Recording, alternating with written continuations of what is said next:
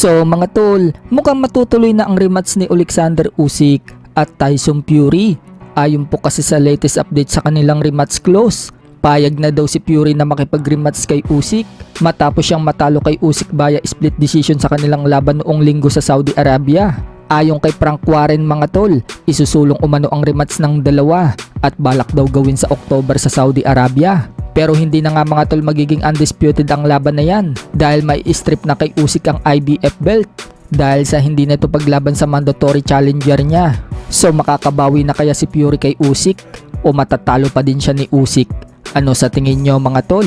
Samantala, pinakita nga po ni Usyk ang kamao niya na puro sugat matapos ang laban nila ni Fury. Grabe talaga yung binitawan ng mga suntok ni Usyk kay Fury.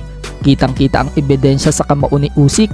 Sa kabilang banda naman mga tol, kasado na nga po ang laban ni Teofimo Lopez. Dedepensahan po niya ang WBO Junior Welterweight title niya sa number 13 contender na si Steve Claggett ngayong June 29 sa Miami, Florida. Samantala, mukhang makukuha naman ni Filipino former world champion Pedro Taduran ang world title shot kontra sa IBF minimum world champion Japanese Junjiro Shigeoka.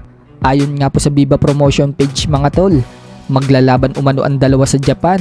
Wala pa namang pong petsang ibinigay kung kailan magaganap ang laban na yan. Pero sure na po na world title shot na ang laban ni Pedro Taduran. Si Pedro Taduran na kaya ang tatalo dito kay Junjiro Shigeoka? O matutulad si Pedro Taduran na mga tinalo ni Junjiro Shigeoka ng mga Pinoy? Sa ibang banda naman mga tol, kamakailan lang po na upset si Reymert Gaballo ng Meksikano na si Kibon Torres, kung saan first round lang tinalo na ni Kibon Torres ang Pinoy na si Reymert Gaballo. 3 beses nga po pinatumba si Reymert Gaballo sa round 1 at natalo ito via technical knockout. So ang ine-expect nga po ng karamihan na babagsak sa ranking si Reymert Gaballo bilang number 1 contender sa WBO Bantam.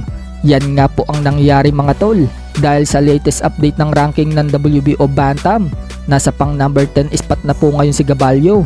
Pumalit naman sa pwesto niya ang Japanese na si Daigo Higa na ngayon ay number 1 contender na.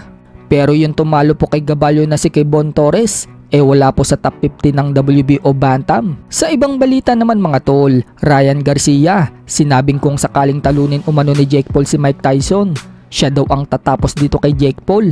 Pero wag daw hayaan ni Mike Tyson na talunin lang daw siya ng Peking boxer na si Jake Paul. So ngayong July 20 na nga po ang laban ni Mike Tyson at Jake Paul.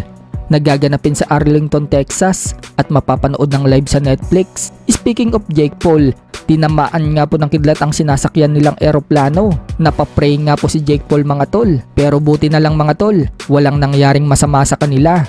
Kaya ligtas itong si Jake Paul. Woke up the gods of war. They're lightning on the plane, brother. Zeus, I love you. Zeus, I love you, brother.